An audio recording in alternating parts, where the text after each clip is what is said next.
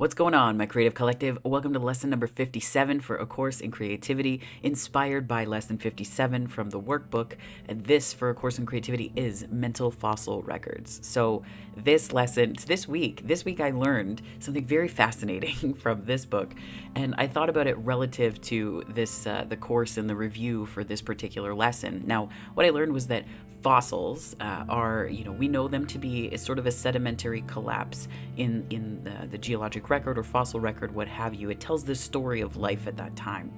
And what I learned was that insects often don't, they're sort of the invisible inhabitants of the fossil record unless they're consumed by something else or they live in something else that then breaks down and decomposes with the insect inside it, right? I thought about how much our beliefs are like this, right? We often don't see them. We don't see them until they're, trapped in something else. And then it becomes so obvious because as we uncover, we do sort of deep dives or we journal or things happen, we get triggered, what have you. Those things are then sort of found encapsulated in something else completely.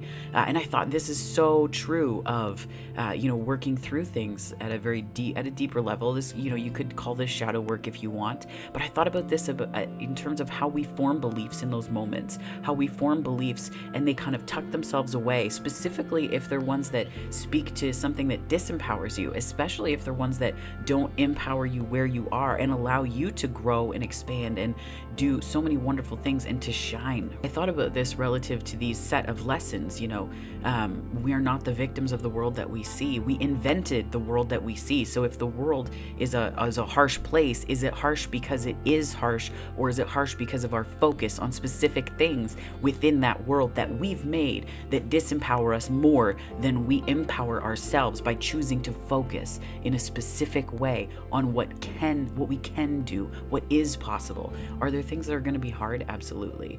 This isn't speaking down to those aspects of life, but looking at it in terms of this mental fossil record. What is it that's gotten tucked away and hidden away somewhere else? This can be really difficult to find and uncover because it can be unconscious, right? That's where shadow work is brilliant. Now, how I've used A Course in Miracles before, over the past couple of years, you're getting all of my secrets. You're learning all of my secrets. I like to take the lessons and turn them into questions. That allows me to go much deeper and to take a way deeper dive into the subject matter in each lesson and to expand on it as well. So for example, I am not a victim of the world that I see. You can flip this into a question. I'm going to put it here. When do you feel like a victim of the world you see and why? Right? So it's taking the statement and turning it into a question that allows us to reverse engineer that place where our beliefs hide out like insects in the fossil record. So another one, I've invented the world that I see. Okay, so I'm going to put the question here, an example of a question at least. If you invented the world that you see, how did it serve you? How does it serve you? And if you were to change that to an I, you could say, if I invented the world that I see, how does it serve me? How does it mean I can forget that I'm one with God? Right? I love that question. How does it help you forget that? Because then you can go into the depths of it and in the fine tuning, right? That's where you can go into the fine tuning and pull back to see that fresh perspective, or at the very least to facilitate a fresh perspective on it. Okay. So then the next point is, how do I disbelieve in my own power? We can ask this question of the last point in this lesson in terms of my mind is part of God's. I am very holy. So, we can reverse engineer that. Here's another question for you. Where am I not allowing my holiness, so your oneness with God, to express through me in a knowing that I can do it, that I can do something, that I am empowered, that I have the power to do something, right? Taking responsibility. That's what it is. The beauty of A Course in Miracles is that year over year, it just reveals so many different things to you. So if you took each lesson and turned it into a question for yourself, it would allow you not just to go deeper into the course material, but it would also take you a little bit deeper into things that hide away, right? That sort of tuck themselves away like insects in the fossil record. So it's just a very brief lesson today, very brief. But I wanted to give this to you as sort of a tool that I use as part of this course in creativity. The fossil record certainly enchanted me. If you're looking to geek out about that with the book that I read, it's down below. It just gives you a different view of time. It's really interesting. But this fossil record, right? Where do your beliefs hide, right? If you think about, if you stand in front of, limestone or some kind of rock that you can see the layers of, right? You can see the buildup of it.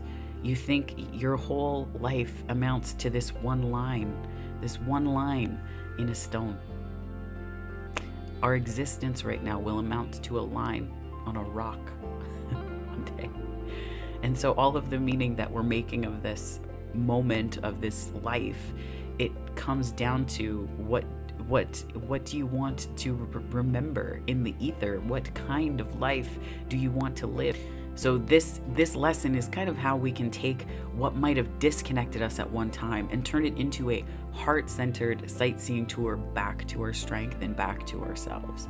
So that is lesson 57, mental fossil records. So if this resonated, give it a like and subscribe. I'd love to have you on the channel if you're not already. If you are joining me for my subscriber base, thank you. I so appreciate you, so thank you for that. And if there are other videos you want to check out, please feel free. There's a ton on the page, so that's that. But if this is where we part, I hope that wherever this finds you on the time-space continuum, morning, afternoon, or night, that it finds you very, very well, my friends. Take care.